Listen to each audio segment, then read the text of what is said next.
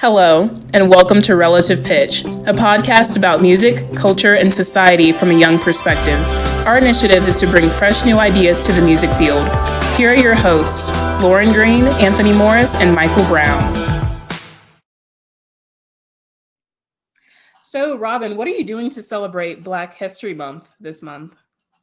I am loving on myself, loving on all of my Black friends and family. I'm watching all the Black movies, and I'm really just a part of the movement of just celebrating us and sharing, collaborating with as many of my Black friends and colleagues and musicians as I can. That's awesome. That's amazing. Has it been weird with just performing in general and like maybe things that were supposed to happen not happening because of COVID, or things mostly the same?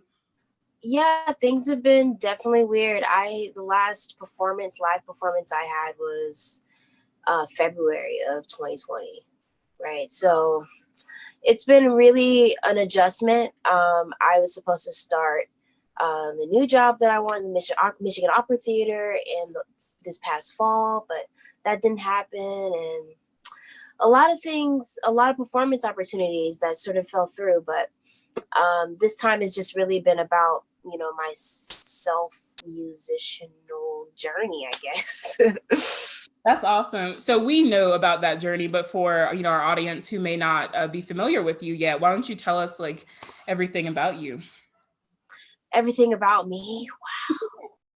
I know that's like a pretty like broad thing, but just a nice little spark notes, I guess, of who you. Okay, spark notes of my life. I can do that. So yeah, born and raised in Atlanta, Georgia.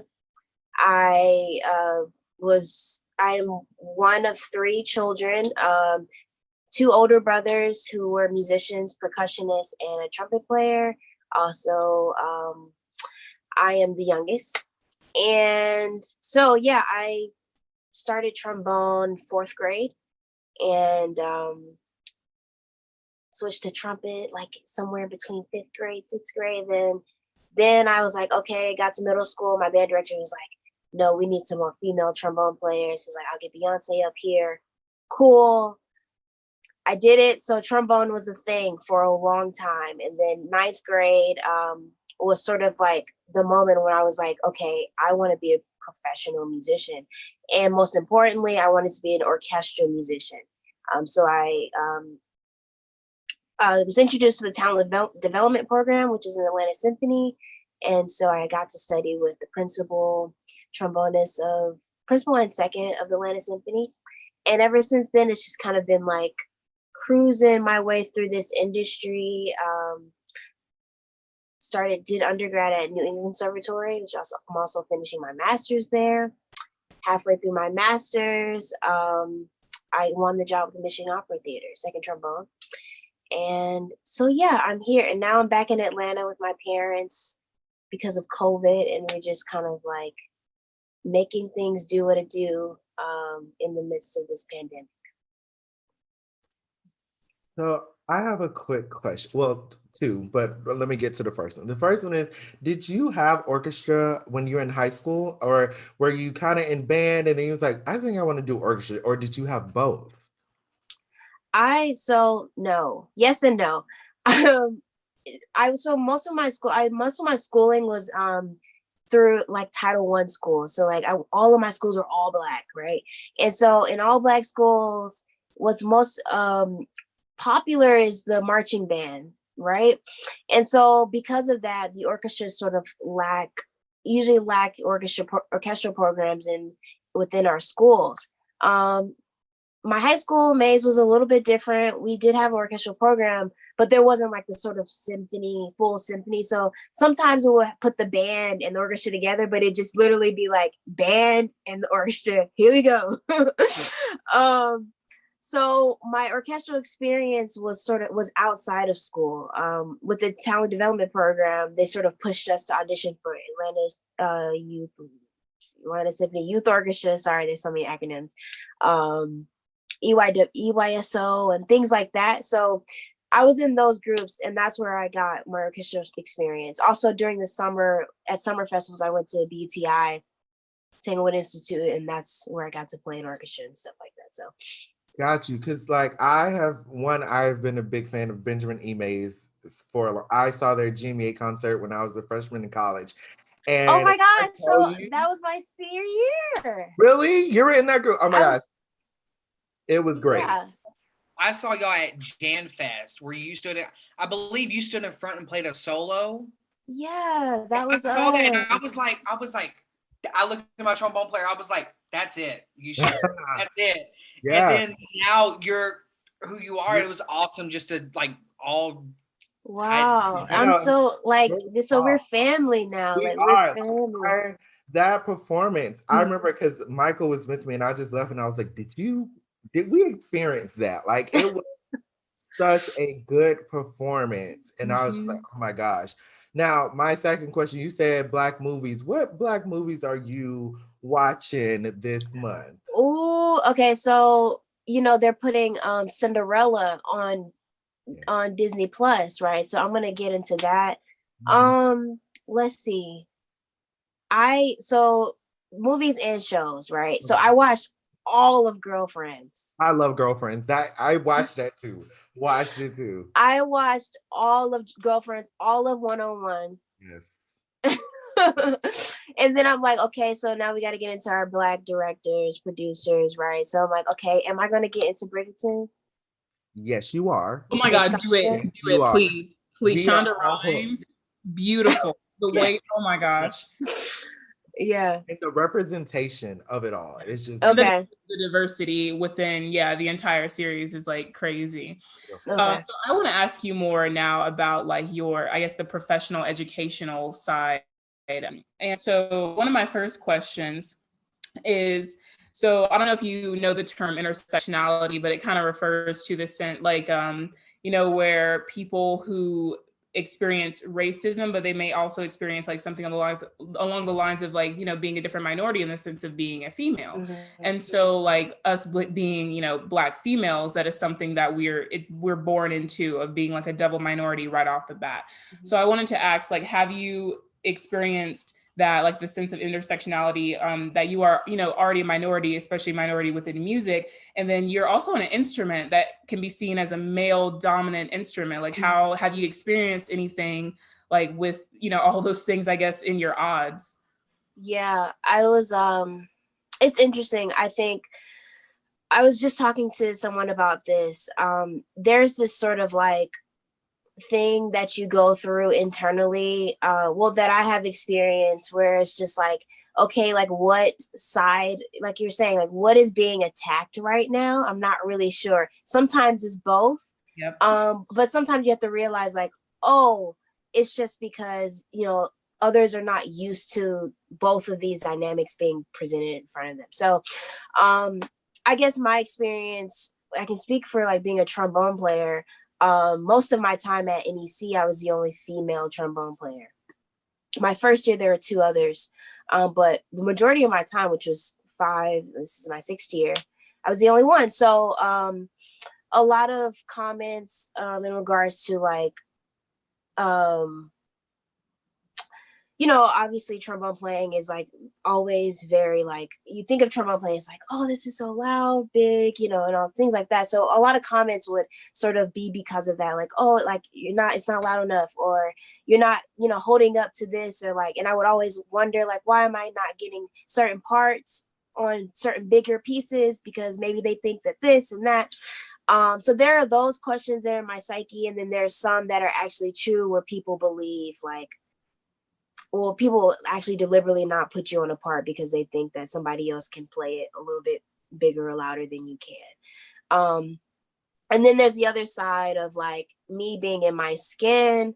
Like I used to always wonder like, well, why am I always on the contemporary pieces, or like Bernstein, or like the pieces that have like a little jazz in it, or, like, why am I always on those pieces? And like, why am I not on the other one? So then there's that. So it's just the sort of back and forth between questioning like why these things are happening, but it's also like, it's a journey that I think everyone has to go through on their own. And it's like this journey of like fighting the stigmas and the stereotypes and the like little voices that you hear inside of your head and the actual voices that are being said. It's just like a complete journey towards like self-assurance and like knowing your worth and what you can bring to the table and things like that.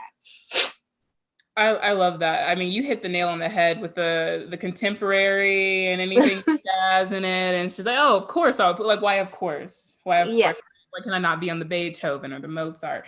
And so I mean, I absolutely feel you with that. And I'll let Michael speak. I have a follow-up question later on. So right on the back of that, how was it going from, you said you were in Atlanta public school system, right? Mm-hmm. Going from there to the talent development program, all the way up to NEC, which is highly regarded as one of the best, if not the best conservatory of the United States. Mm-hmm. Did you have like any difficulty? How was the transitions from all three of them? Yeah. It was interesting. Mostly it's mindset. You realize a shift in mindset. Like Atlanta public schools, like what do people care about in the arts departments in Atlanta public schools? It's like, okay, we care about marching band. We care about this particular type of performance. Mm-hmm. And the funny thing is, like at my time at Mays and at Young and the schools that I was in, people actually started to recognize like, oh, wow, like our band program is really good and we're doing well and you guys are getting recognized. So I think there was a shift in mindset there. But I think overall, like it's the people surrounding you, like what do they care about and what are they investing their time in? So at Mays, it was like, okay, like people are really good. And it's just like, there are not a lot of people that are interested in like majoring in music. So then there's just like, well, I'm not taking this as seriously as you do, which is completely fine, right? Mm-hmm. But then you go to the talent development program where they're like, this is what you're going to do as a profession. So you have a jury, you have your concert write-ups, you have, you know, you need to be doing this and that. So it's a very serious environment. And I can say even in that environment, you lose sort of like the people, I was missing people at Mays that were just like playing music because it was fun, right? Yeah. And then you go to NEC where you have, I think, a little bit of both. You have like, I mean, obviously everyone is pursuing a performance, degree or composition or whatever. So everyone's really serious, but you have like this mix of like serious people who care about a lot of different things and their reasoning for their professions in music is different. And it's just like a variety of really like outstanding players, but also, I guess mindsets.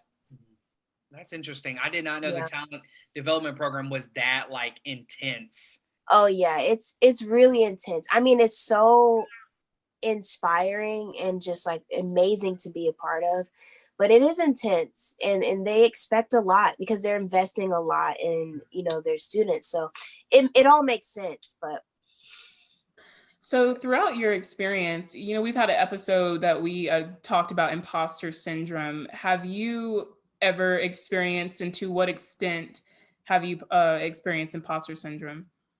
Oh my gosh, like all of my life. It's so crazy because I think I have like maybe like 2 years out of the being released from the shackles of imposter syndrome. But the thing is, I think it had a lot to do with just the environment I was in at NEC and like me being the only one. When you're the only one, you just like don't know why. Like things happen and you're like, why is this happening all the time? Like if it's really amazing, like I remember when I won the like the solo competition for ITA, and I remember that moment when I won it, and I was just like, there's a thought in my head. It was just like, no, this can't be, you know what I mean? Or just like, so why? Maybe they just this, or maybe that. There are those questions like all the time, and I didn't start like getting rid of those thoughts like in a healthy way, like maybe last year. I can say because there's a there's a space that I reached in my journey where I was like, this is me, this is what I can do, and I'm worthy of this and I'm worthy of that, and things like that. So it's a really big problem, and I think it's a struggle for African Americans, or even just people of color, anybody that looks different from your typical classical musician. Is just something that you kind of carry, just because you realize that a lot of things scream like you're not supposed to be in this space, or this place, or this position. Absolutely. Like, I think you're speaking to all of the people of color that is in music, because it definitely weighs on you. And you talked about the Black psyche and like having these questions in your head, and like, am I really supposed to be here? Did I win that because I am Black, or I'm this, I'm that?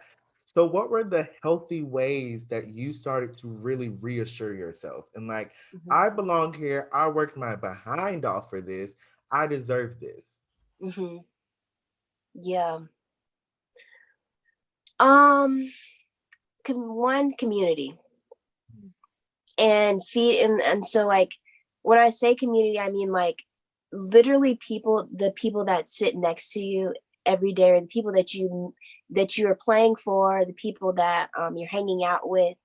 um I started to surround myself with people that would reassure me and affirm me and celebrate me.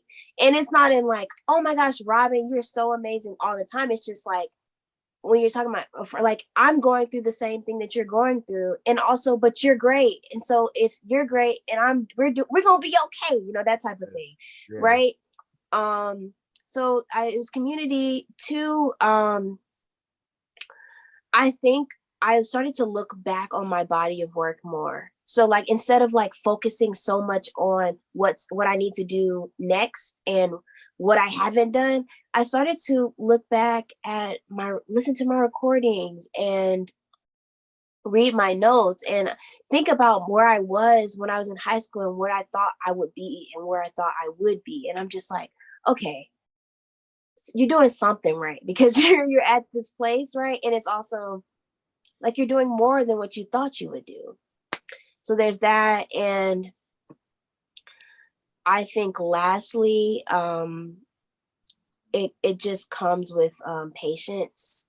You know what I mean? I think there's a certain amount of patience that you have to have with yourself, to let certain thoughts flow through and know that like that's normal and it's okay. So like, you're like, okay, like these thoughts are happening, but it's not the end. It's like, I'm always trying to complete my thought process. So it's like, why don't I feel like I'm worthy of this? Or why am I questioning myself? And it's always like, when I complete those thoughts, I'm like, well, I didn't do this, or, well, this didn't happen. And it's just like a constant like self-reflection and patience with what happens in the nature of being a musician. Like, we are just like, they're like, be perfect all the time and perform here. And so it comes with a large amount of expectations.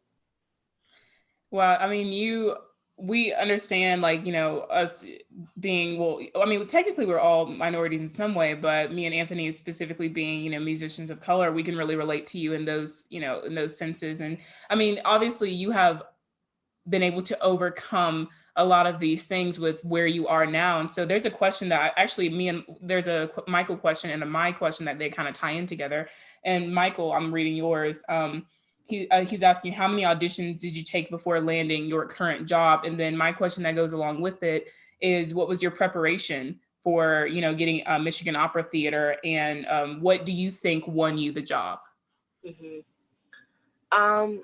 So first thing I would say, like, this like position, I feel like is the very beginning. Like, when I got the job, I was so focused on like, okay, now what now? And like, and maybe that's a problem. Like, I don't really just kind of relish in like, okay, this happened, Robyn. But I'm always like, so what now? So when I think about me getting the job, it was sort of like just me. This is a starting point. So, and I say that to say, because I took maybe really just kind of one like true audition before I got this one.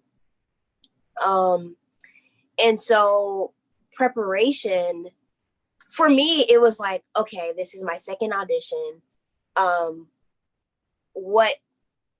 It wasn't so much like I'm going to win. What do I need to do to get to the next level? And so I approach like my excerpts and like as if I'm trying to get the very best instead of like, I'm just trying to get to this point. Like you're talking about like first, second, first round prelims, semis, finals and stuff like that. I'm just like, I just want to play this the best that I can instead of like, what is it going to take for me to get to the finals, right? I'm thinking sort of ahead. So if that makes sense, my preparation involves, and I guess I can attest this to a lot of like my teachers' sort of perspective. My preparation is always looking past the goal, because a lot of people, and we talk about this a lot, like when you get a position, like, okay, you got it. So what are you going to do now?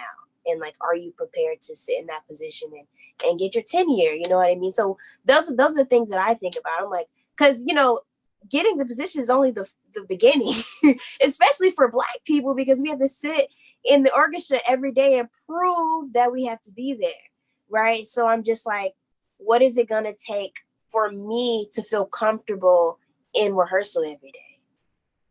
And it's only going to take me seeing past the audition, seeing past all those things for me to feel okay,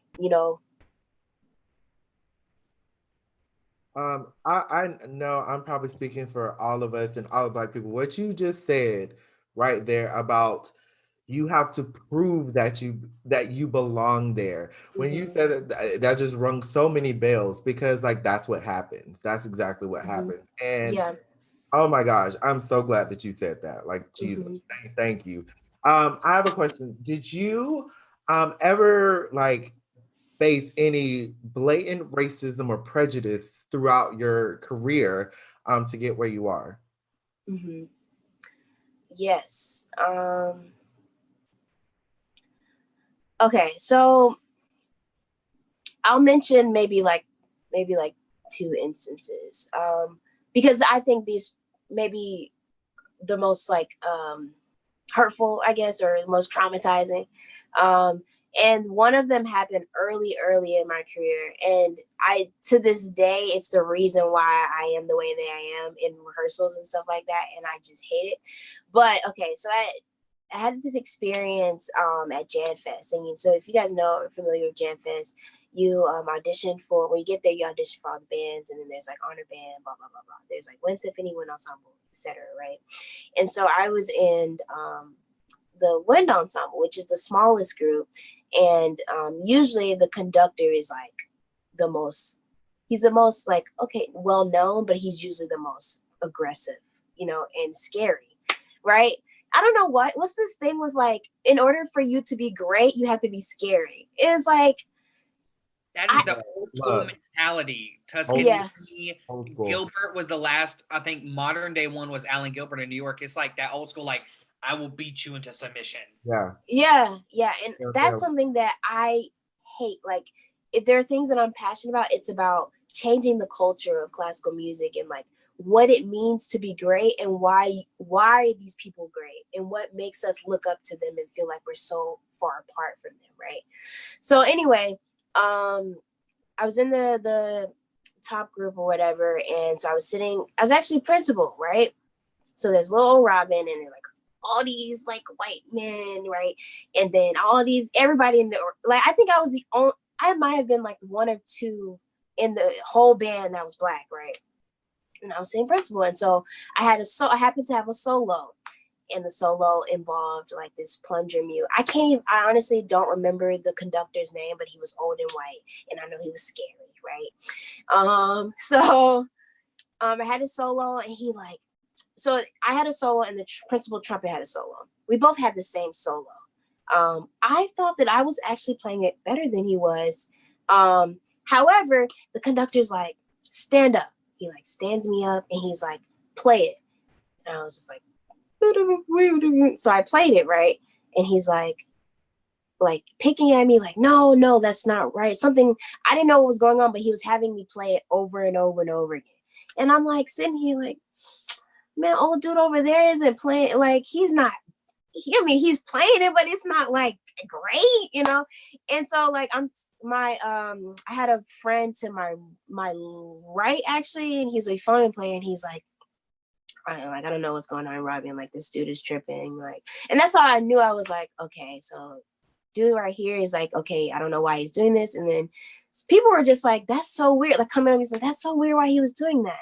And it was really humiliating. Like, it was so, you know, everybody experiences like being called out and having to play something. But there's nothing like, okay, you're in the top group and you having me stand up like I'm some, you know what I mean? Like, this is not preschool. Like, you're having me stand up and play this thing. Okay, whatever, sure. So I just happened to have a director in the audience, and we talked about it. I honestly, I cried. I was just like, this was just like, maybe I suck. I was just like, I don't know what I'm doing. Like, it was so humiliating. And he's just like, Robyn, all he had to tell you was that your plunger was too far in. And I was like, that's what it was? I was like, and he was just like, yeah, he just, I don't know. He didn't have the knowledge to tell you that that's what it was or whatever. But I just felt like,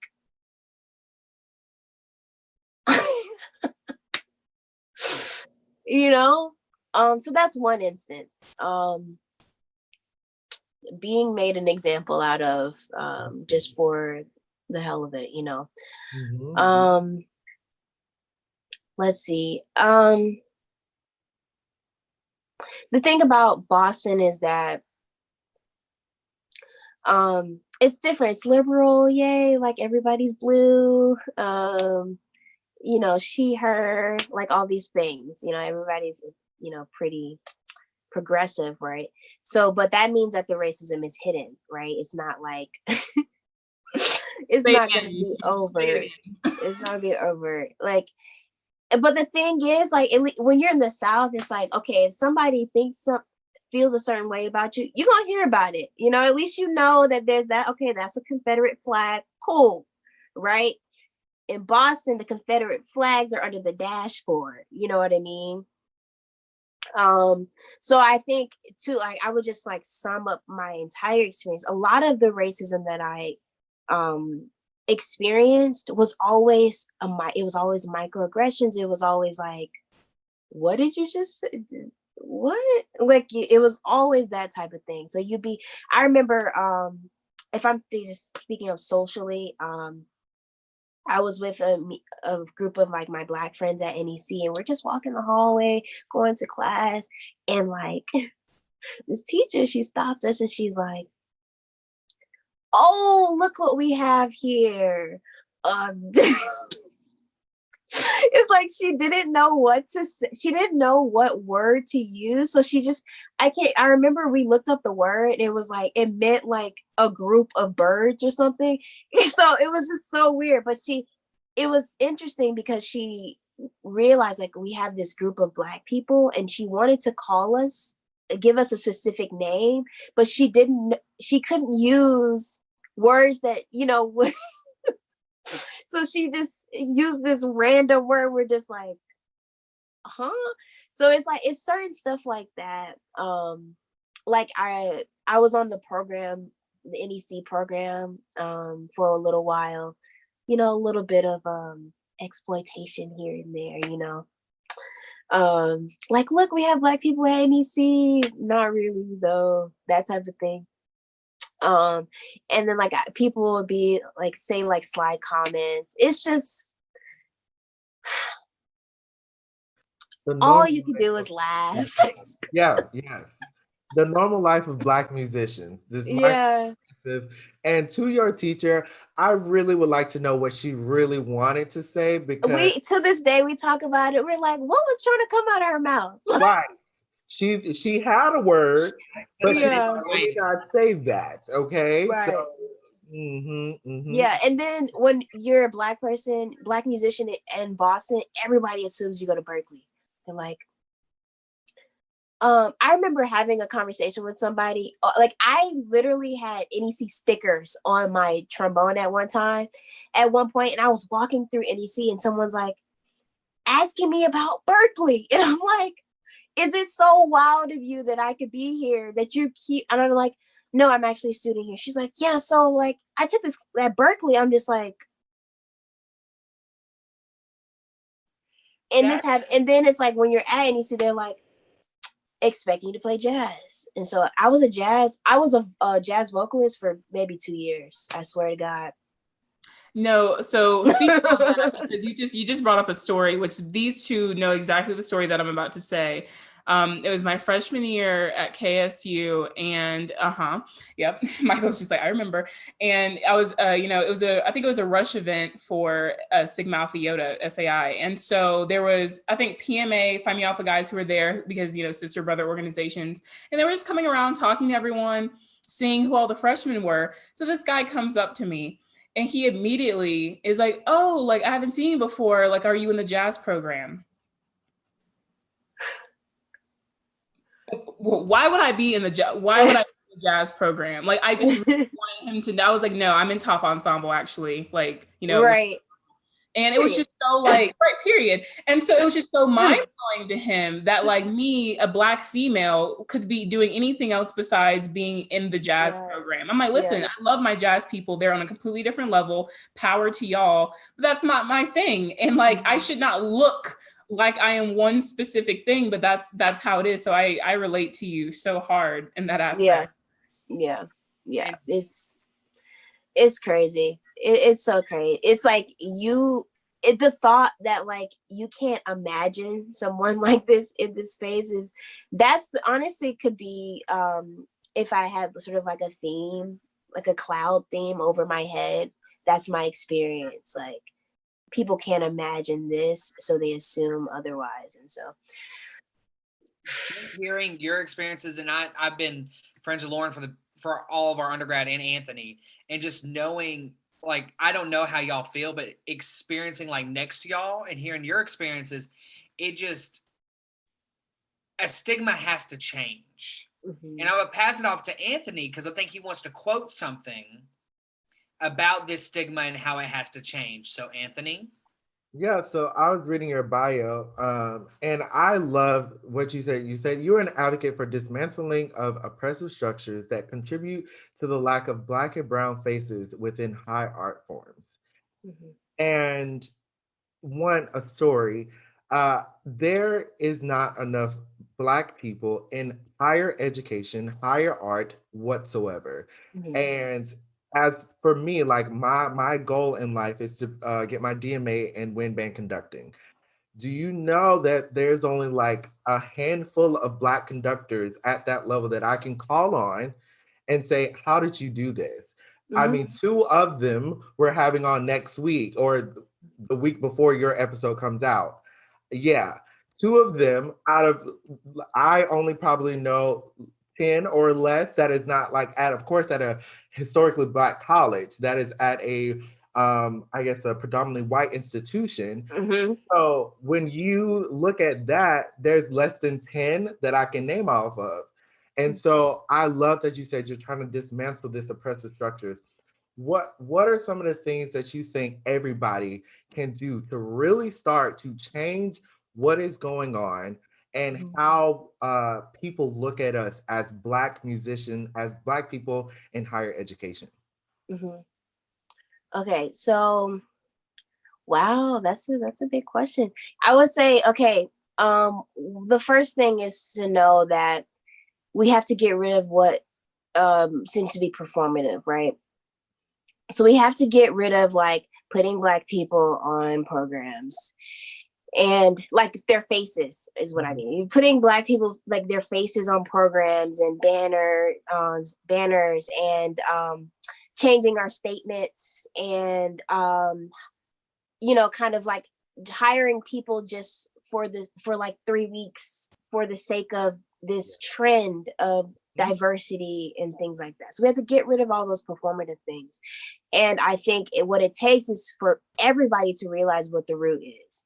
And the root is that at the end of the day, me going to Atlanta public schools, or just like me growing up in the community and culture that I grew up in, if I wasn't lucky, or God didn't have his hands on me, I wouldn't have known anything about classical music and could even consider it something that I want to do, right? So I think the root lies like really, really, really, really early, and it's like within our school systems. Like we talk about funding the arts. We have to funding the arts in schools, right? Because before TDP, how was I supposed to know about TDP? And I really feel like my middle school program was so outstanding that like my director pushed me towards that. But everybody doesn't have that story, right? So like I think that in our schools there needs to be a broader range of genres and access to instruments and access to lessons and things of that nature. So like there's a little bit of like, okay, we need to bring this here, right?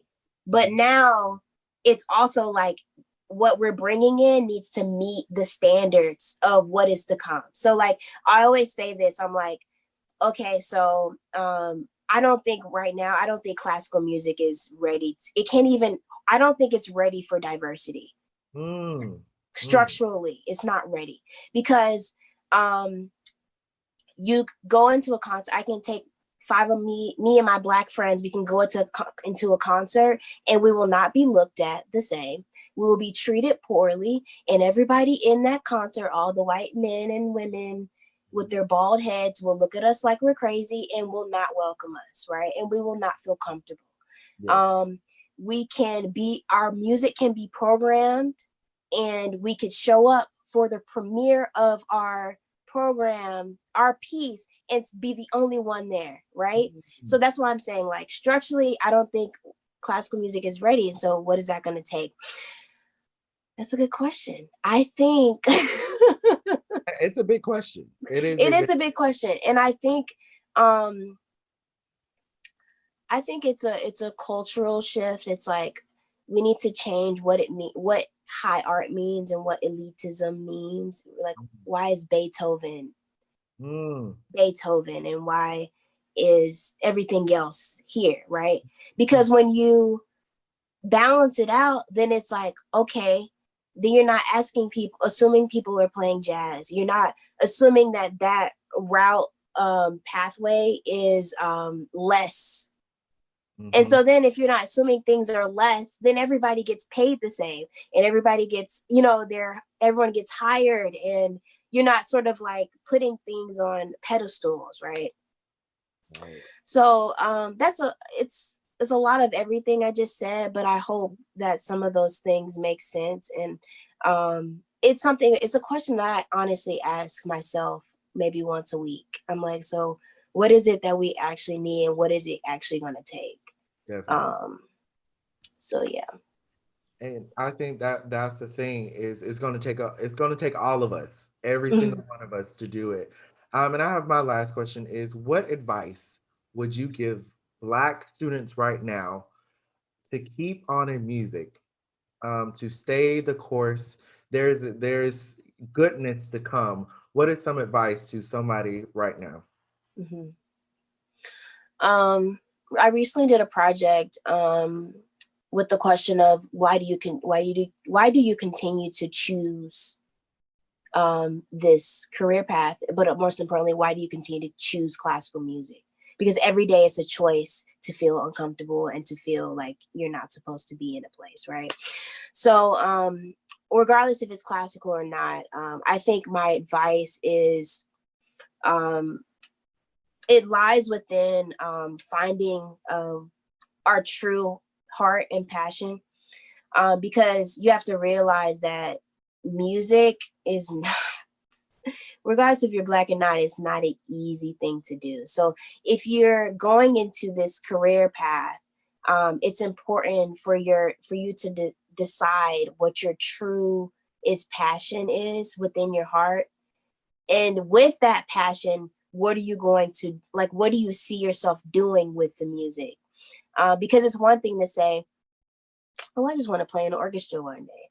But when you're met with all of the adversity, and when you're met with all the, like, the no's, and you're the only one, and you're in a pandemic, and it's only you in a room, and you got to play Beethoven every day, then so do you still want to be in, is that still what you want to do?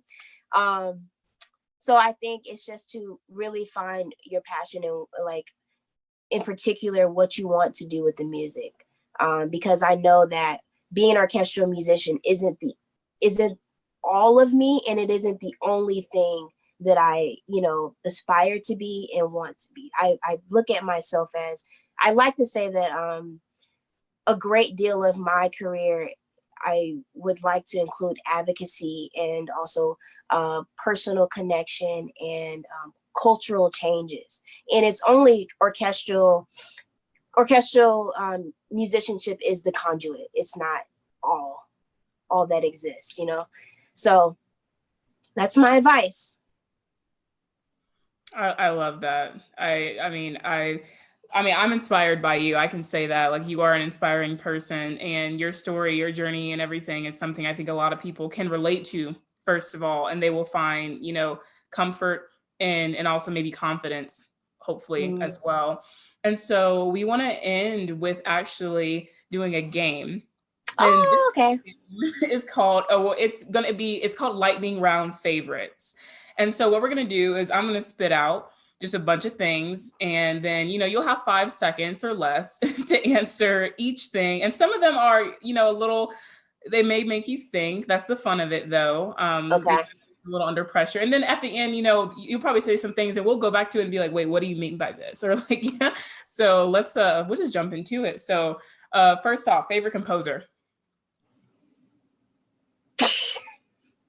Oh my gosh, that's I told you. Do I have you can also pass if you want to wait for that one. I'm gonna pass on that one. That's the hard one. Okay, these are gonna get harder as we go. Favorite conductor.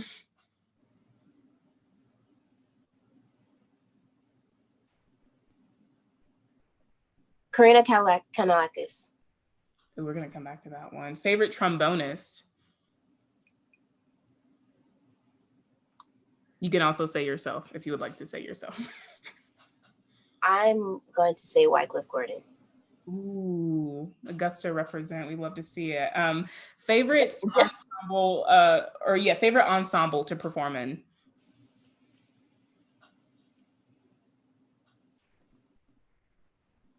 Brass quintet. Ooh, Michael's screaming. Favorite pop artist.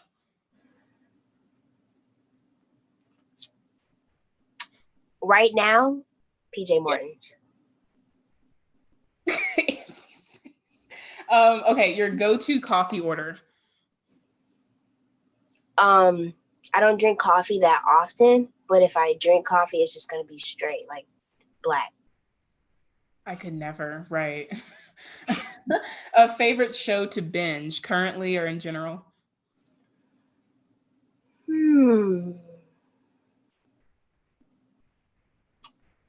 Well,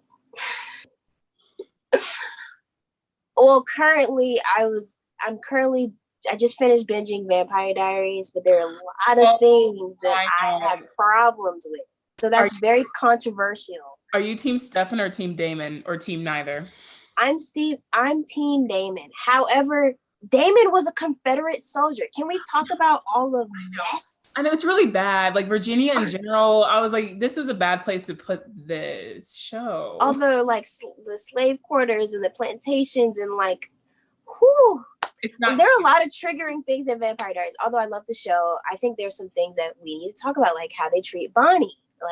Oh my gosh, Bonnie was the best character in that series. I'm so sorry. They're like, what are y'all talking about? But Bonnie was the held the show on her back. She did. She was the reason and the answer to everything. And without Bonnie, they would all be dead. So it's just like. Okay, sorry. We'll have to continue talking about that later. Favorite piece to perform solo, or a favorite piece to perform solo? Solo? Mm-hmm. My favorite solo piece. I would have to say,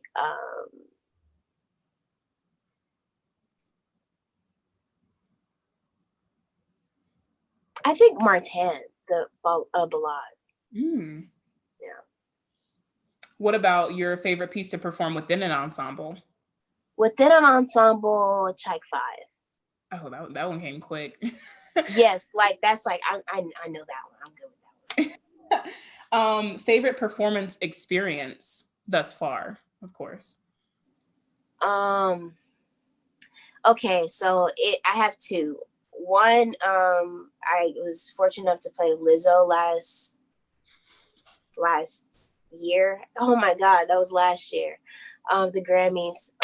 That was all Black orchestra, Black girls ensemble. That it was incredible. It was inspiring. Like that was such a beautiful thing to see, honestly. That was so much fun. And then I went to the Netherlands with Boston Phil Youth Orchestra like 2-3 years ago. And we performed the Concertgebouw. And so we played Mahler 9, and that is ridiculous. That's ridiculous.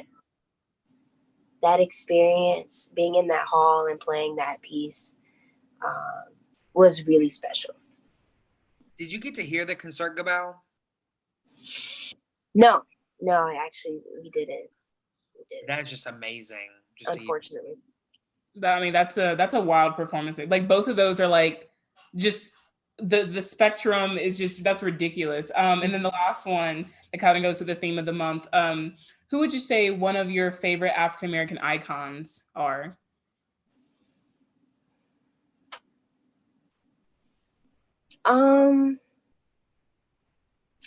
It's like I have seasonal icons, people who are showing up for us when we need specific times.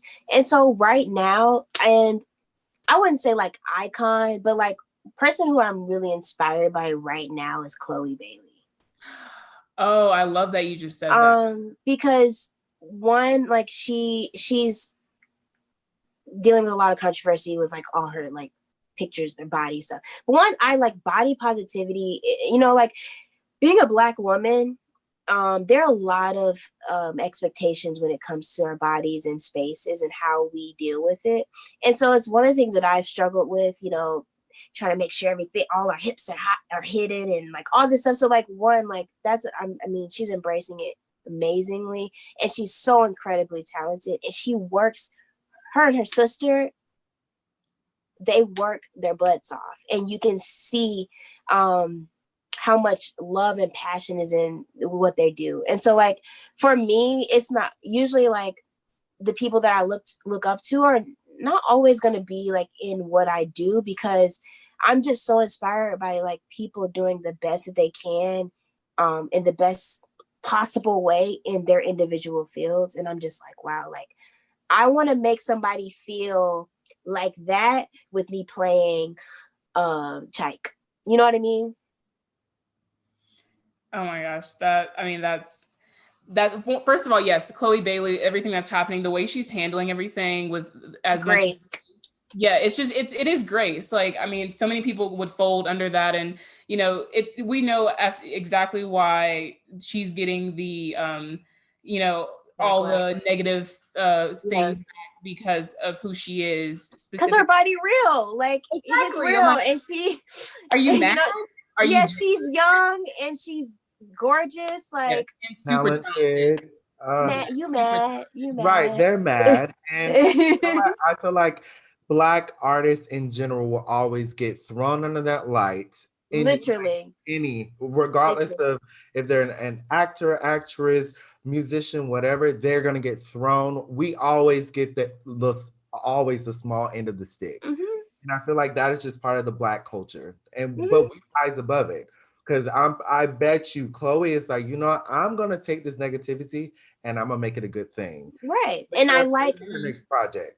Absolutely. And she's, one thing I really appreciate is vulnerability. And on her live, she was like crying, and people were like, "Oh, you're not weak, sis. You're not weak." But it's like, no, you don't understand. Vulnerability is power. Like, absolutely. Brene Brown talks about this all the time.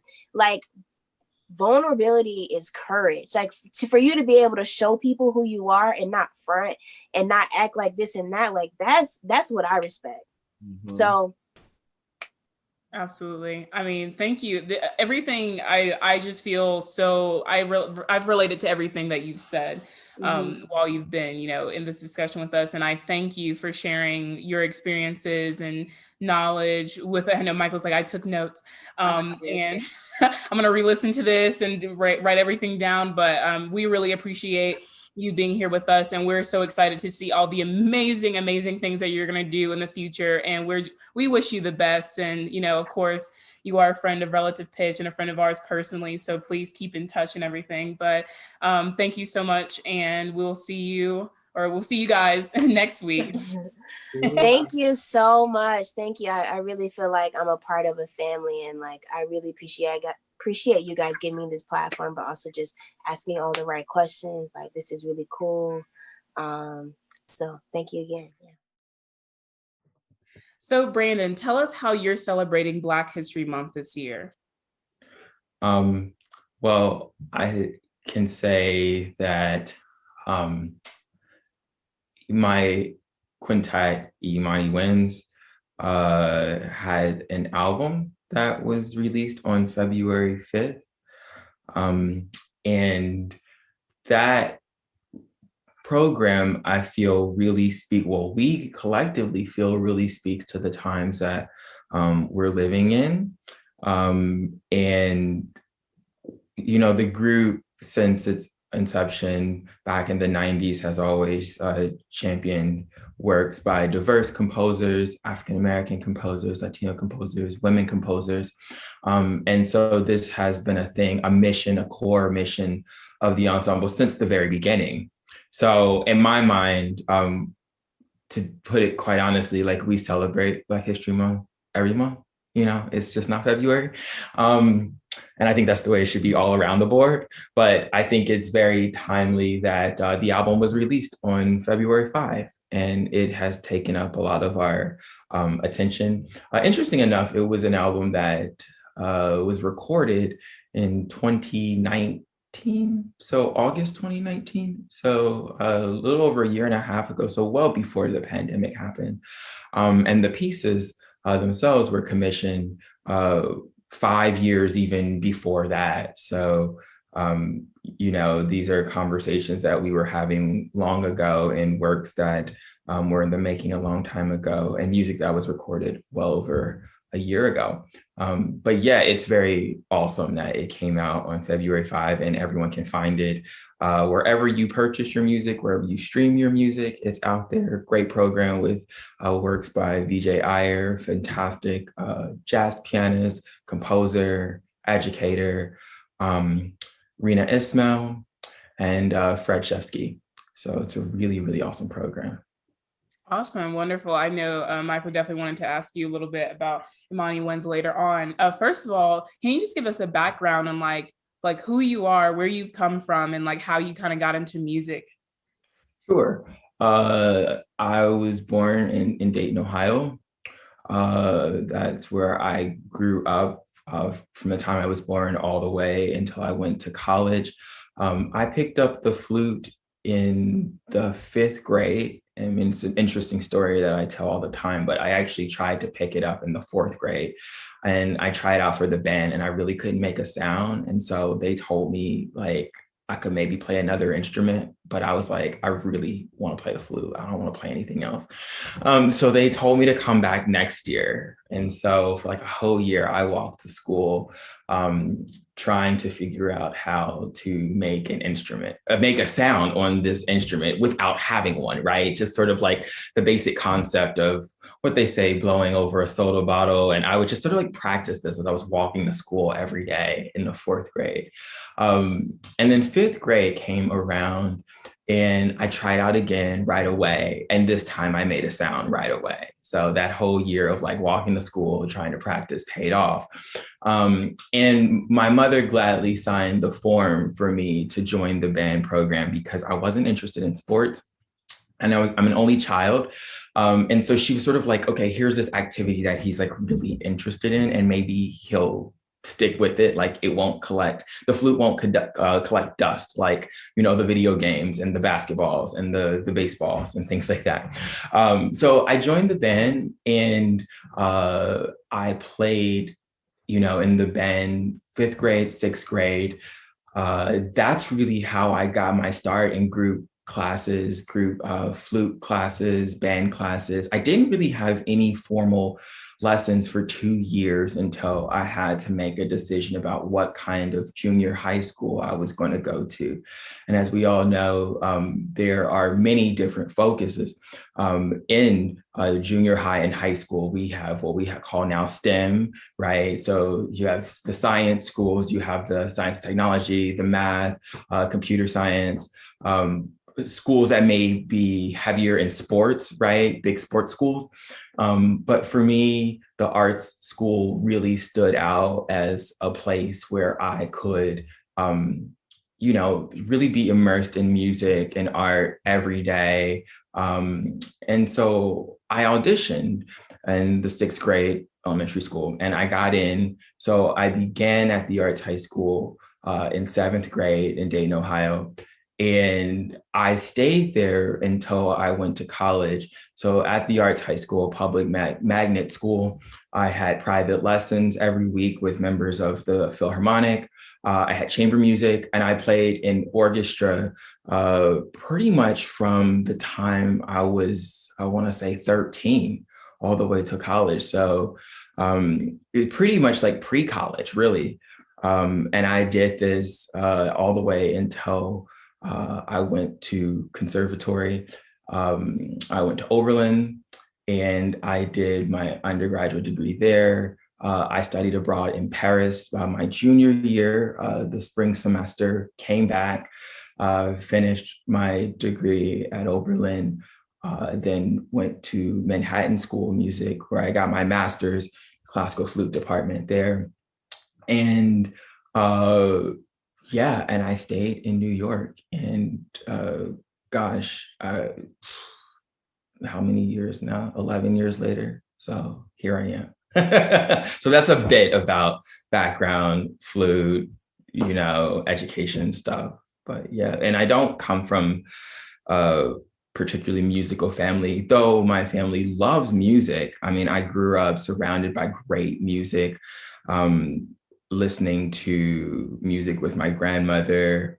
The great music in the church growing up was very inspiring as well. But, you know, what really did it for me was watching the Live from Lincoln Center performances with my grandmother on PBS. I remember watching James Galway, watching great singers, Jesse Norman. I remember watching the New York Philharmonic and just being completely blown away. So despite not coming from a musical family, just being surrounded by people who were curious and appreciative of great music and who would support me on my journey. I love that. I love hearing your story and how you were persistent too. I'm going to play the flute. I love that. And especially as an educator, because I with the beginning band and they're like, I want to do this. And I'm like, all right, I'm gonna hold you to it. So your story definitely resonates with as an educator seeing that. And I have a question for you about throughout your career, have you really ever faced any blatant racism or prejudice because you are a Black flute player? And I'm pretty sure going, especially in classical music, it is not always accepted in a way that we can be able to play all these different instruments. So have you any faced that to your face or ever acknowledged that? That's a great question. For me personally, I feel um, very fortunate that I have been surrounded by people who believed in me and saw that uh, I had something to say for, through playing the flute and through music.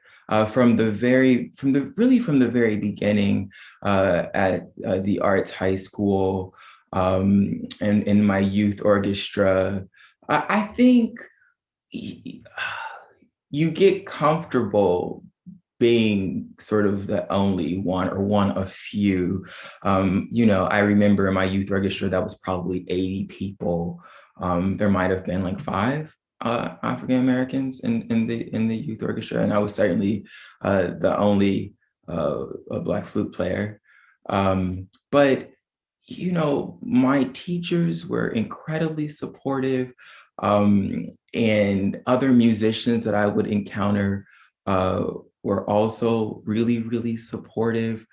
So I can't say that I particularly faced something. I will say that one thing that continued to come up in my training was not necessarily from teachers or other musicians, but it would be from audience members, people who would hear me play that often would stereotype me as a classical musician, as perhaps because I'm Black, that I might know how to play jazz or some kind of other music that's associated with Black people. And so I think for me, that was the most frustrating thing when I got out of school, is wanting people to take me seriously as a classical player, that this is music that spoke to me, that it's music that I worked very hard at learning and understanding from the time I was 12 years old. And that just because I look a certain way doesn't mean that I know how to play a certain kind of music. So, like I said, while I might not have faced any, what I would say, blatant discrimination or anything in terms of my education and my professional career, I mean, I feel like I've been very lucky that I've had so many great people, musicians, instrumentalists, conductors, people who have been behind me. So, and I know that that's not always the case. And so I don't take that for granted. I know that I feel like it was kind of a privilege, but at the same time, I will say that I just think the stereotyping that because I look a certain way, I must know about a certain thing, or I must play a certain repertoire. It was frustrating, and I that was something that I had to work on within me, is inside of myself, not expecting that was going to go away, but that over time, I would just get comfortable with my responses. So where I would typically hesitate or freeze up and didn't know how to answer, I could just like get that 10-second, one-liner out, where it was like, after I said that, there were no more questions about what it is that I do. Yeah, I can relate so much, especially with the idea that, oh, you're a jazz flutist, right? And it's such a funny question anytime it came up, because for me, I was like, why do you think that? It was such a weird thing. I was like, I'm not good at jazz. I tried, and even though they said I did a good job, I think they were lying to me. And so it was something I appreciated, but it's not something like, that's not like who I am as a musician. And, I absolutely agree with you. It's, we're so blessed, the ones of us who have like a really supportive system around us, whether it's our instructors, our conductors who are around us, other professors within the schools that we study with. It is a wonderful privilege to have people who can see you for who you are and not what, is just skin deep. And so I love that. I know Michael had a question kind of regarding more about your atmosphere with Oberlin, I believe, and maybe Manhattan as well. Mm-hmm. Yes. I was wondering how your time at Oberlin, and especially since you mentioned the 1 year abroad in Paris and your time in Manhattan, shaped you as a musician and shaped like your career path. Because I know a lot of people go to certain conservatories and like, I want to play orchestra, or they go for chamber music, or they go for a soloist. So I'm wondering like what your path was through all 4 years and the next 2 years of your master's, I believe. Yeah, that's a great question. When I was in high school and I was considering schools to go to, it was actually my flute teacher who had recommended that I consider going to Oberlin, or at least, applying to Oberlin. And my family, not really knowing a lot about music and things like that, they didn't really know. And my mom was like, okay, like if his teacher says it's a great place to go, like I'll take him there. Let's see what it's all about. And I actually went to the summer programs there. So they have a week-long flute masterclass that happens every year. It's since changed. I think it might happen every other year now. But the teacher at the time was Michel Debost, who's a legendary French flutist who taught at the Paris Conservatory for many years. He was principal flute in the Paris Orchestra under Daniel Barenboim, and had a huge solo career. He taught very celebrated flute players, both in at his time at the Conservatory and just in France, including Emmanuel Payud of the Berlin Philharmonic, and Leon Baisi, who was in the Boston Symphony and is now a professor at Rice University, Claire Chase, new music, flutist, virtuoso. So he really was an incredible teacher. And so for me, I hadn't really left Ohio much, growing up in Dayton. And while the New York schools did really appeal to me, and people often asked if I was going to audition, I just felt such this draw to Oberlin because of the teacher, and because it was going to be a place where, unlike a lot of the other conservatories that are alone, they're not tied to a college. So, if you were going to Juilliard, Manhattan School, Mannes, these schools in New York, well, Mannes is now under the new school, but, you don't have the same sort of access to liberal arts classes. And I think that was also important to my family, that I go to a place that was also not only going to teach me to play very well, but to think and to learn a lot about other things, because, just to be a well-rounded person. So I went to Oberlin. I didn't really have a set goal. I knew I wanted to play the flute. I knew that's pretty much it. I wanted to be a great flute player, but in what capacity, I didn't really know. And so my time at Oberlin really exposed me to great contemporary music. So I got interested. I played in the contemporary music ensemble at Oberlin. I played in the orchestras too, but I was really drawn to collaborating with composers and playing new, interesting works. And that was just sort of exciting to be a part of the creation of something new, right? So I got really interested in doing that. And then I went abroad to Paris, and I was studying with Sophie Cherrier, who's the professor at the Paris Conservatory, one of two professors. There's Philippe Bernaud and Sophie Cherrier. And I was studying in her class. And she is a great, great interpreter of new music, and was actually hired by Pierre Boulez to join his ensemble back in like the late 70s.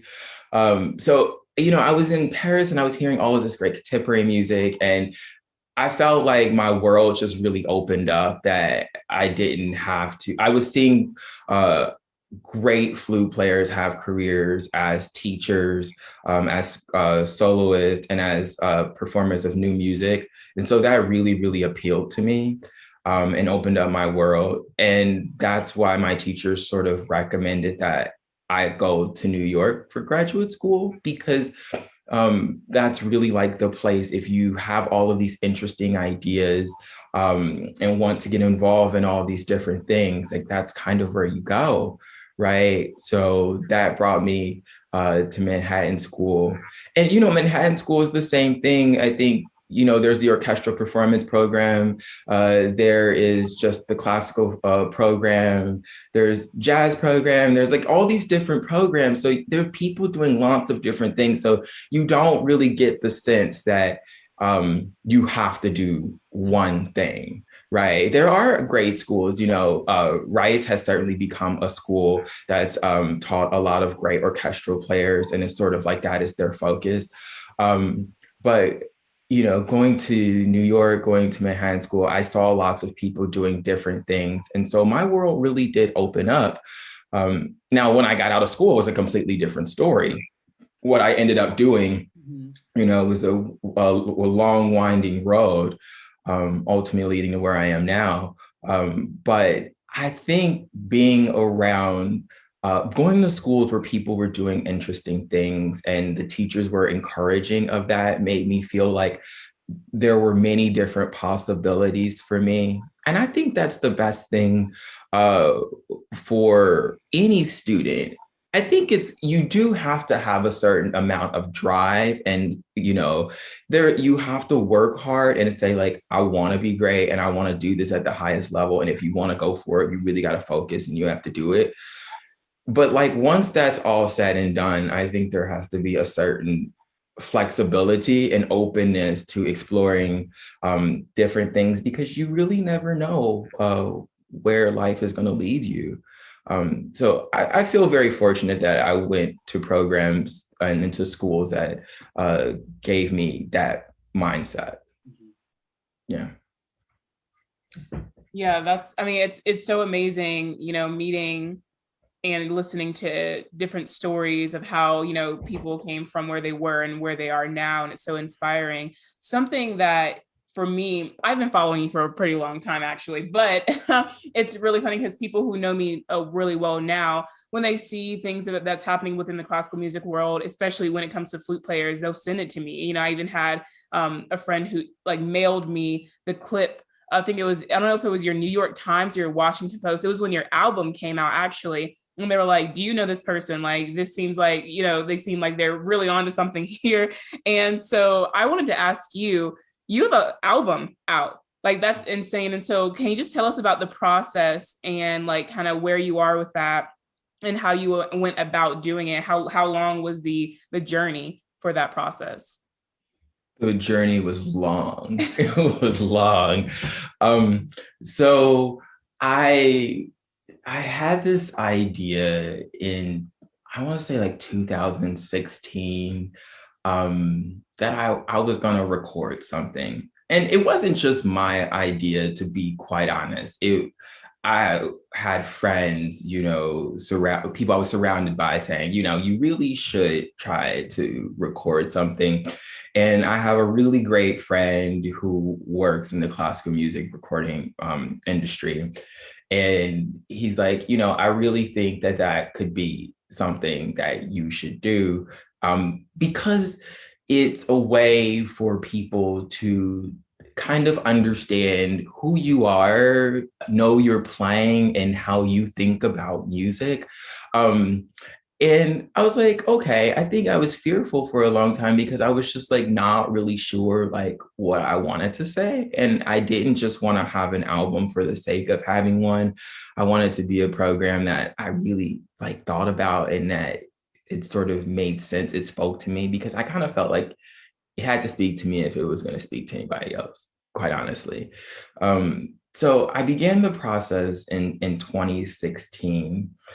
And at that time, I was loaned this platinum flute that's very famous that was played by William Kincaid in the Philadelphia Orchestra. And had this really crazy history where it was made for the World's Fair in New York back in the 30s. And it wasn't really even meant to be played. It was kind of just for show in this exhibition. And then William Kincaid like shows up at PAL looking for a new flute, and they're getting ready to take this flute to the World's Fair to show.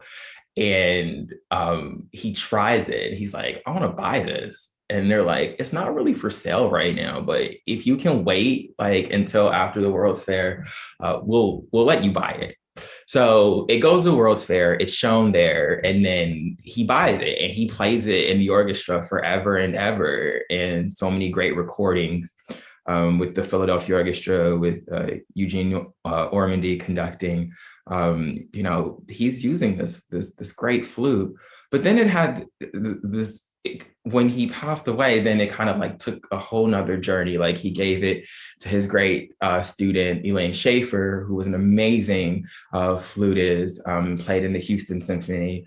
And she played it for many years. And then when she died, her husband auctioned them off, like her whole collection of flutes at Christie's in New York.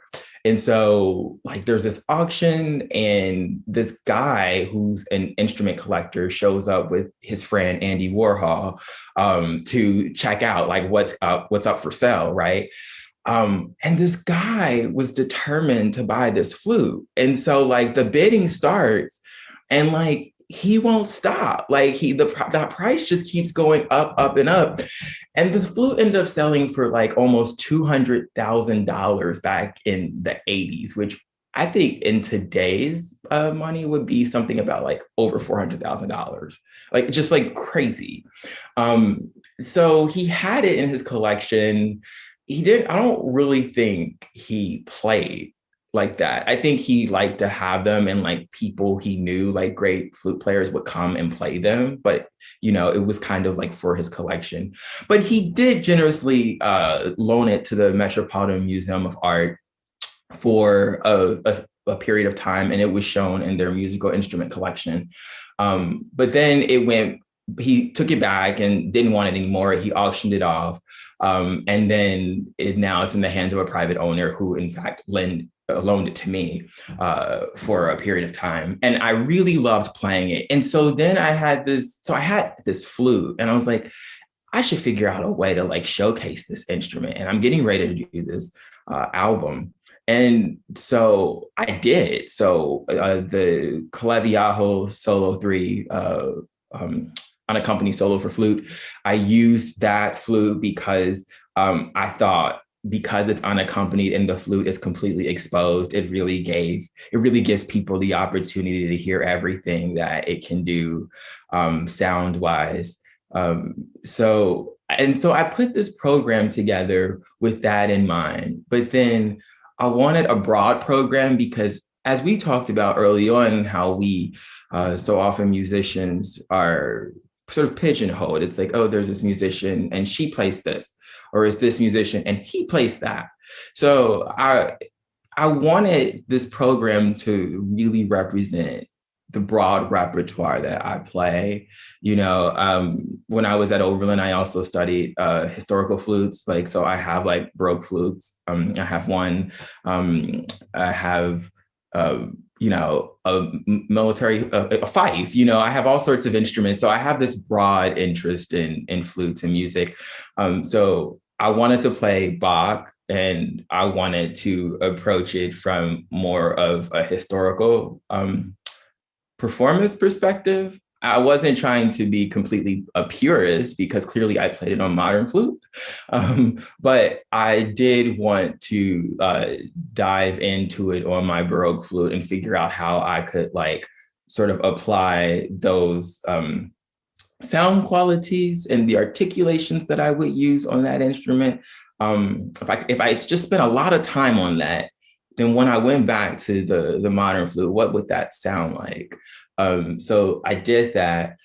And then what else is on there? Oh, there's Boulez. And so there's this like the Pierre Boulez and there's the Prokofiev, and people kind of like very often think that the music is like these things are so different.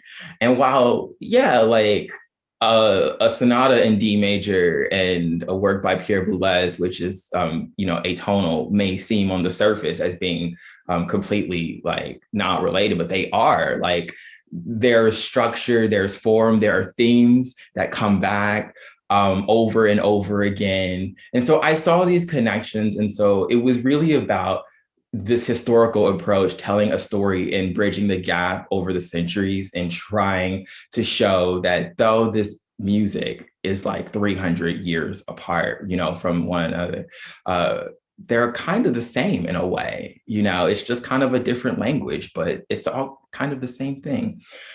So yeah, I did that. But then I recorded it in 2017 and in 2018. And in 2018, I joined Imani Wins. And I was also doing lots of other things before I joined the group, and I was busy and I was playing with orchestras and things. And so this recording actually sat for pretty much 2 years, more than 2 years. If I recorded in 2017, 18, 19, 20, yeah, it sat about for 2 years before I got back around to finishing it, the mixing, mastering, all that stuff, trying to figure out how I was going to put it out. So when the pandemic hit and I stopped touring, there seemed to be this real push for musicians to create content and to put things out. But to be quite honest, I didn't have any interest in doing that. I think the world stopped and there were terrible things happening. People were are and still are dying, like getting sick. I know so many family members and close friends who have gotten sick. So it just really felt like I didn't really think that knowing that there was all this going around, it did not inspire me one bit to create anything to put out. For me, it was a time to like sit, like reflect, maybe work on some things that I wanted to do for myself. But I gotta like put out these videos and I have to do, like, I just didn't, that's not what I was feeling at all. But I had this recording that was just sitting there. So I said, okay, I don't really want to like do this other stuff that's happening right now, but there is this recording sitting there. So let's like put it out and just see what happens.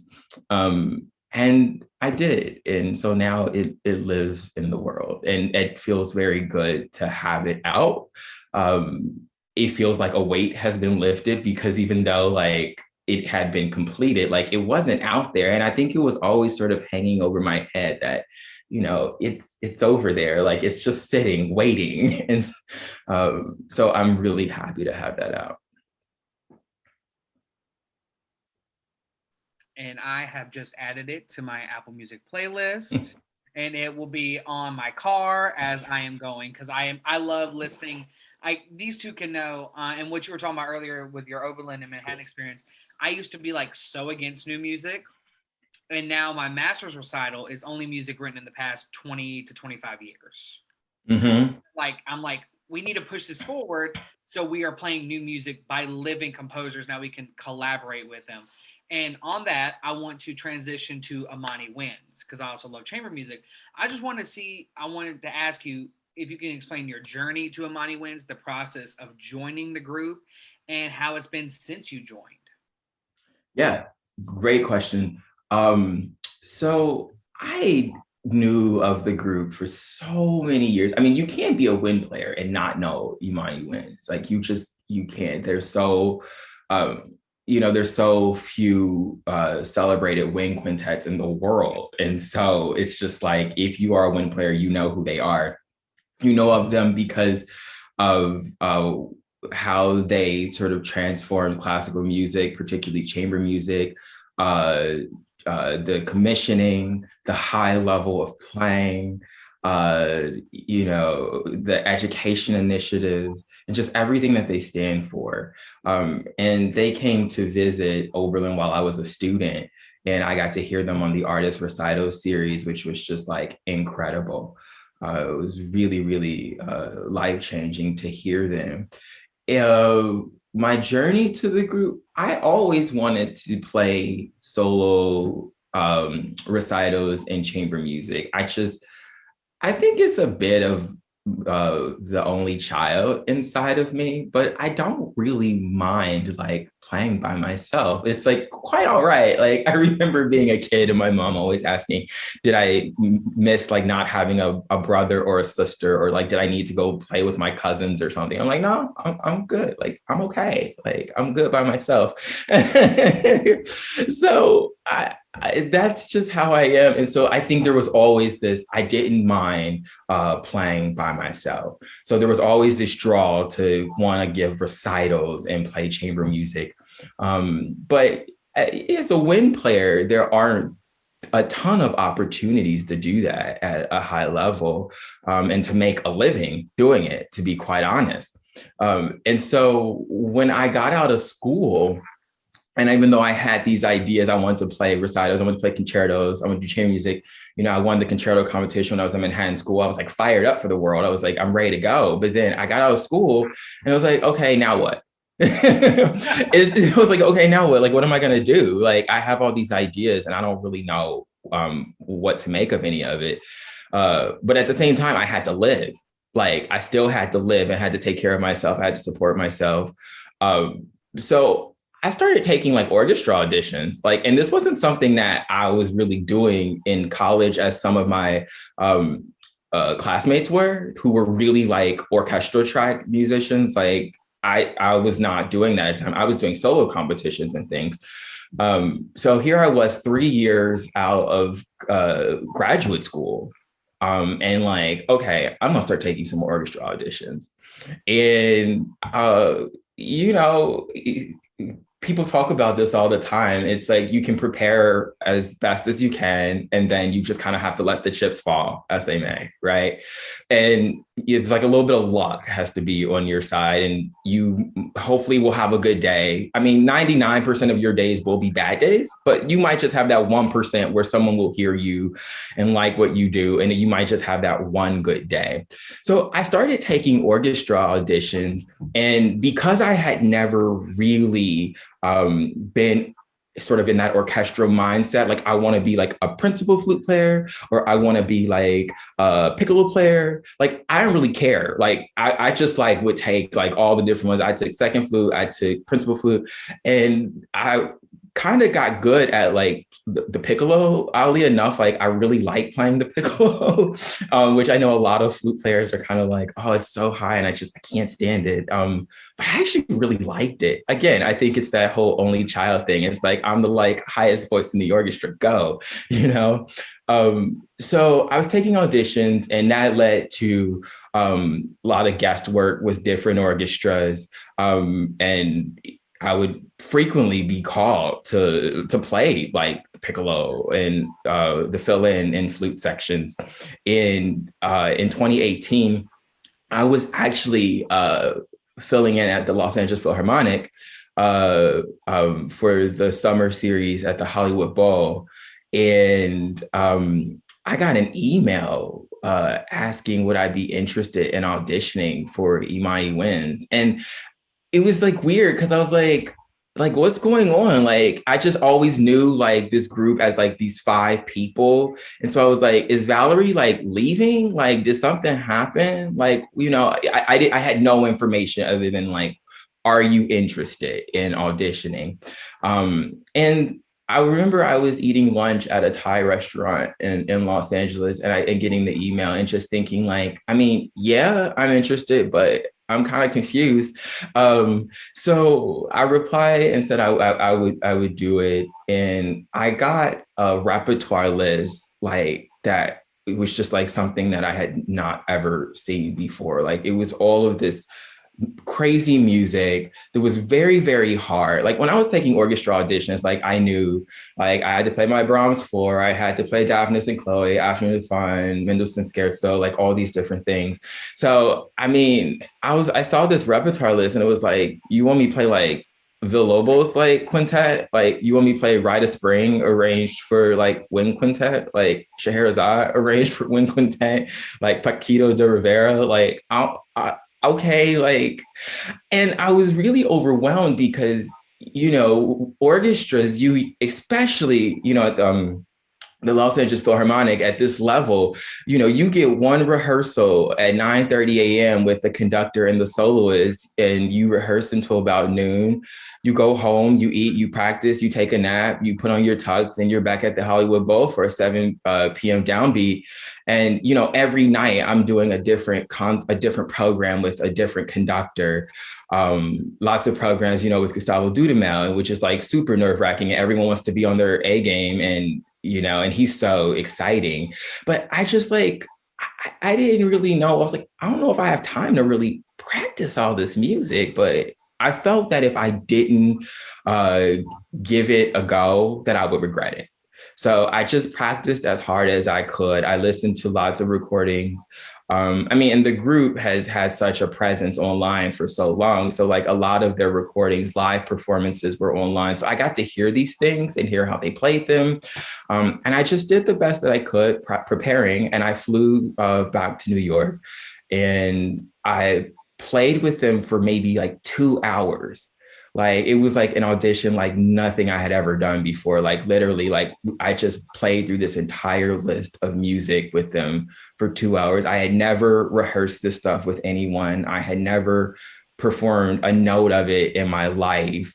And I just played the whole list down. And there are a whole list of candidates that did the audition, some whom I know, many I don't.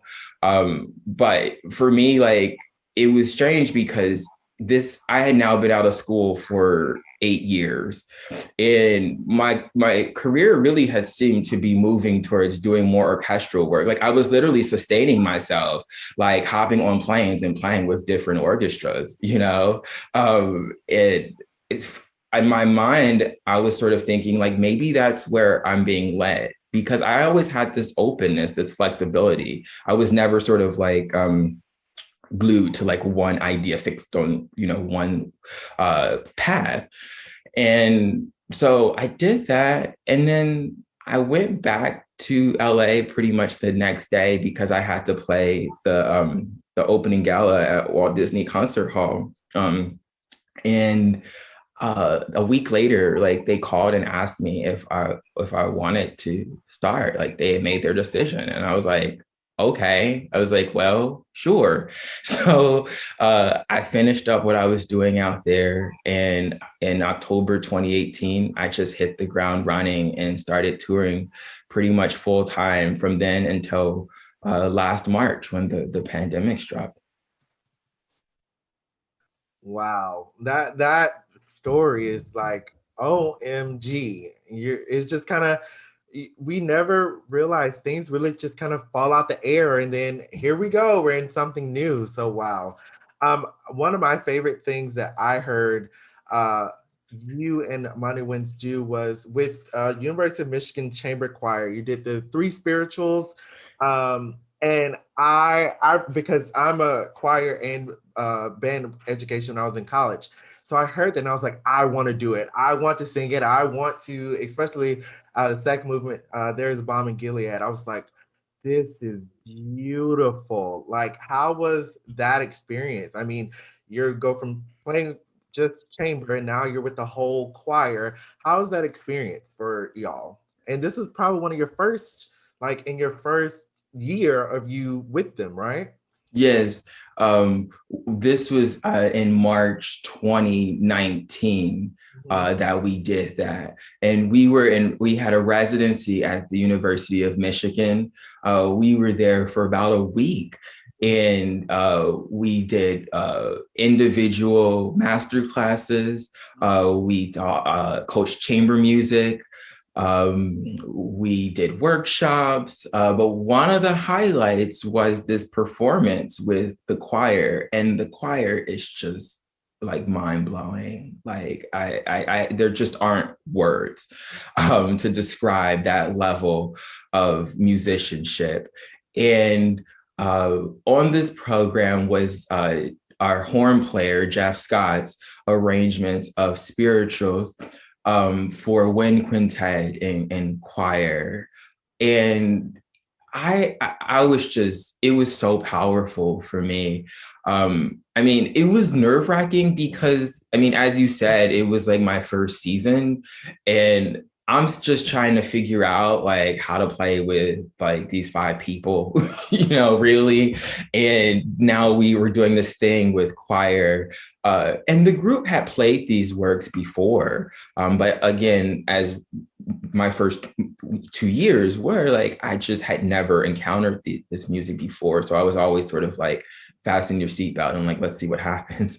But that concert stands out to me as one of the most powerful experiences ever. I think Jeff Scott is not only an incredible horn player, but a really, really brilliant composer, an incredible arranger.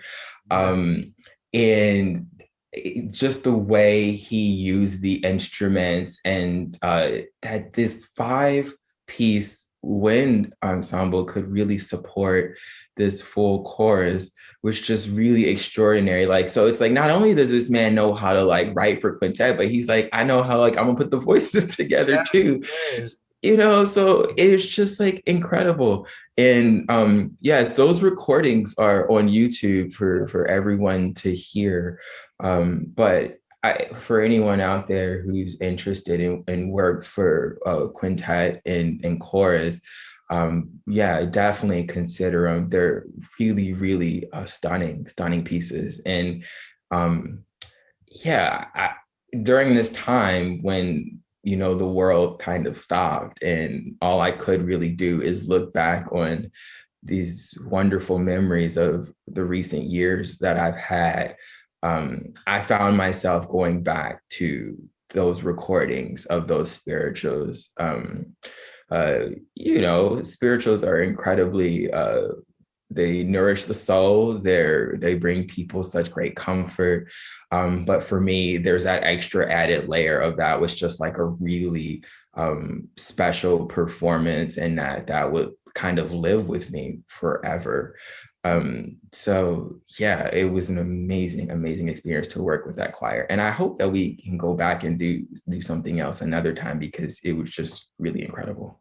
I hope so too, because just listening to it, I remember sending it to all my friends, and we're just like, we want to do this. It sounds so good. And it was like you all in the choir and Dr. Rogers, all of you were like as a group. And I love Dr. Rogers so much. And so just hearing all of that beautiful music, it was so pleasing to my ears. And thank you for doing that.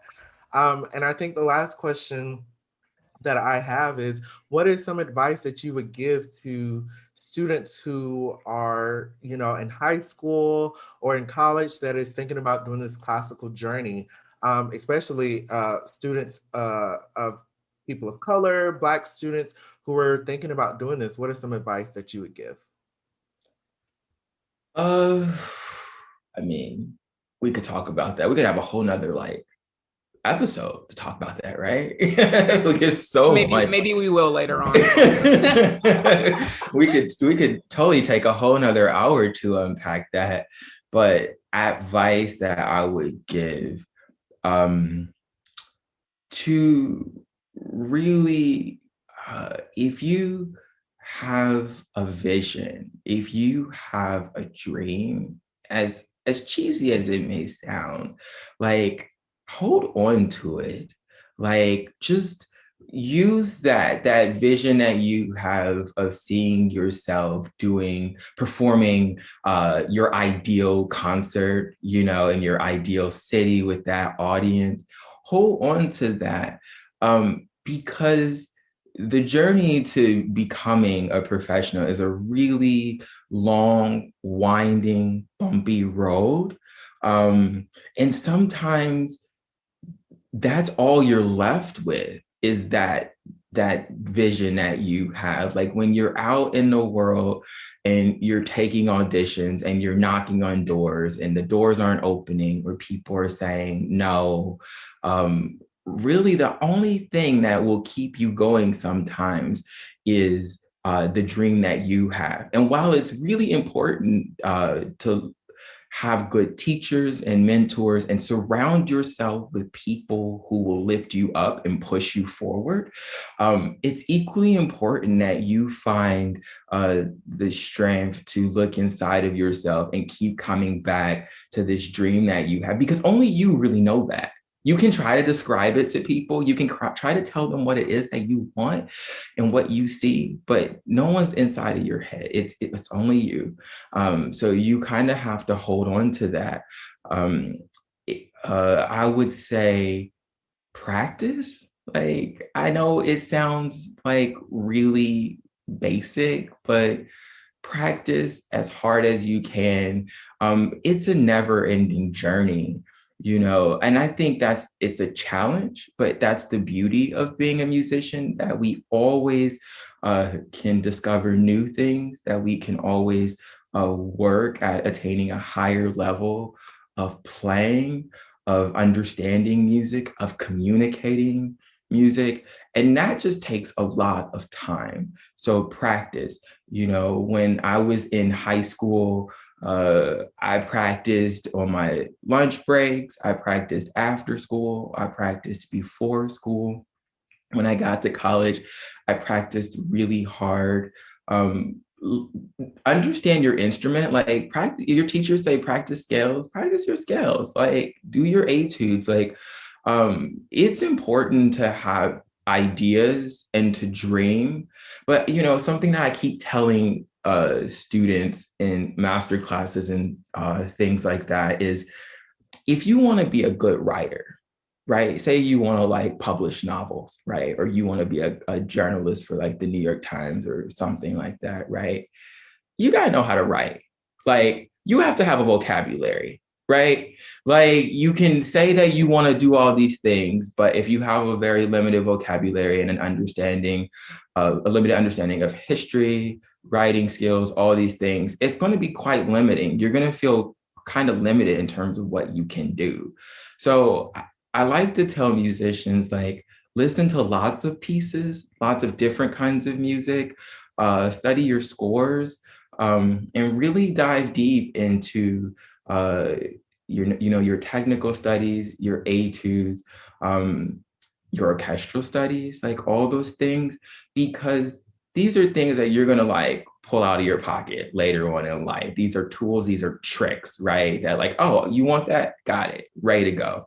Right. So take that very seriously. It's just as important as the dream, as the vision, like to really just like take time and to build your skills. And I think during this time with the pandemic and everything shut down, you'll never have time like this again. You'll never have time like this to really practice and to be with your craft. So take this time. If there's something that you feel is a weakness that you want to like get better at in your playing, practice it. If there's some new repertoire that you want to learn it. If there's some composers that you want to learn more about and work with, collaborate with, write them. You'll never have this time again. So wherever there is a challenge, I think that there's always an opportunity too. I just so much, everything you just said, it's amazing, and just so much wisdom, obviously. And I just want to thank you from all of us for, sharing this time with us and with our audience to just kind of talk about your experience. And you're such an inspiration, and especially to me, being a flute player, a Black flute player, specifically seeing you succeed. It's amazing. It's, I'm always cheering for us and want to see more of us out there. And so thank you for everything that you do and everything that you will do later on. So we have a game that we want to play before we let you go. Okay. So it's called Lightning Round Favorites. And so the idea is that, we'll say, we'll give you like some favorite things, like, oh, tell us who your favorite yada yada yada is, and then you try to say it as quickly as possible, and it's just kind of like a go situation. Some of them are harder than others. They may make you think for a little bit. It's okay. It's just for us to get to hear some of your favorite things. So let's start. So favorite composer? Brahms. Favorite conductor you've worked with so far? Gustavo Dudamel. Of course, yeah.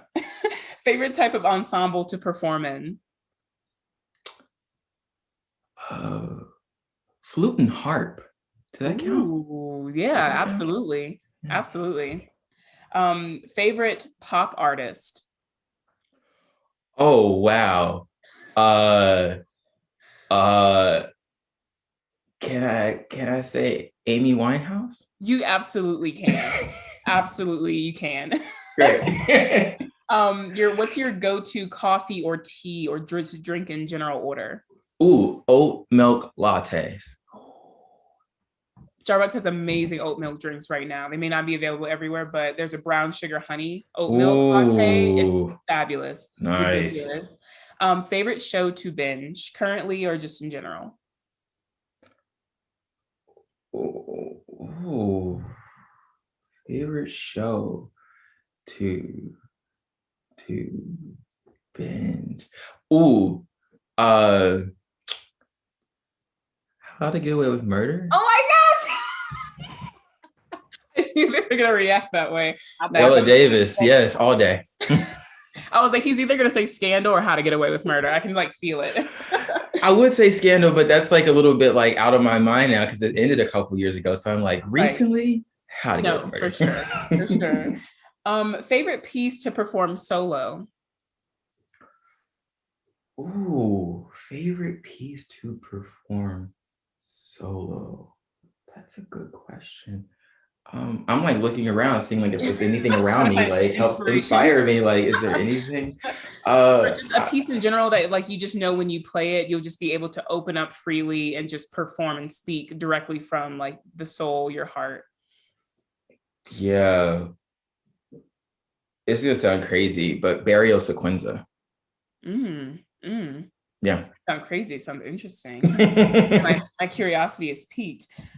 Favorite piece to perform within an ensemble?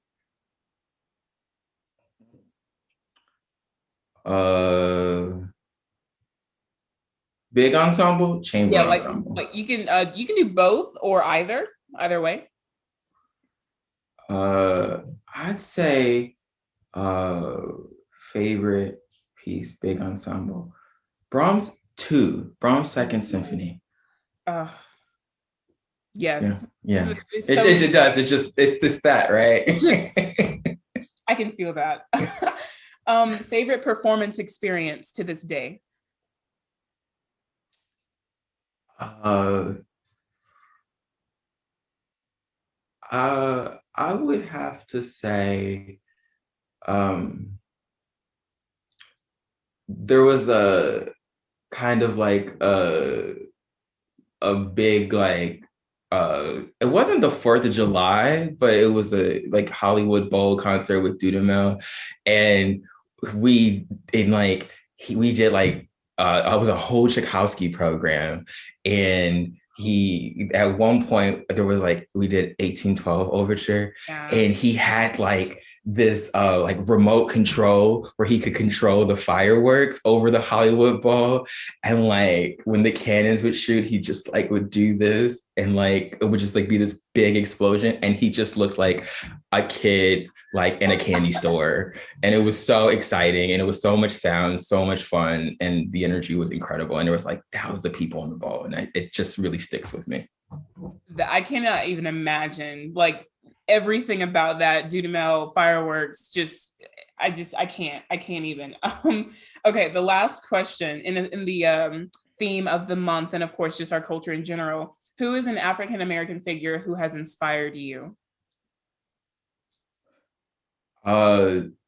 So many, but if I could just say one person would be Damari McGill. Yeah, Yes. he came to my hometown when I was in high school, in junior high school, and just seeing him be great and play so beautifully. Just seeing him always made me know that maybe I can do it too. And he still inspires me. Absolutely. Damari is because he's still great and doing great things. Amazing. Professor McGill is an amazing performer and such an inspiration, I think, to musicians everywhere, especially flutists, especially me as a Black flute player. Like he was always someone who I looked up to, him and his brother both. Mm-hmm. So thank you again so much. This has been amazing. I am just so happy that you were able to join us, and we would love to have you back, honestly, because I feel like we could have so many more conversations about things. But thank you guys for watching. Make sure to check out our other Black History Month episodes that we have posted. Our socials are down below. Make sure to like, give us a comment, subscribe, and we will see you next time. Thanks. Bye. Thank you for being a part of our conversation. You can learn more and reach out to us at relativepitchpodcast.com. Remember to subscribe to our listening platforms and follow us on our social media. See you next time.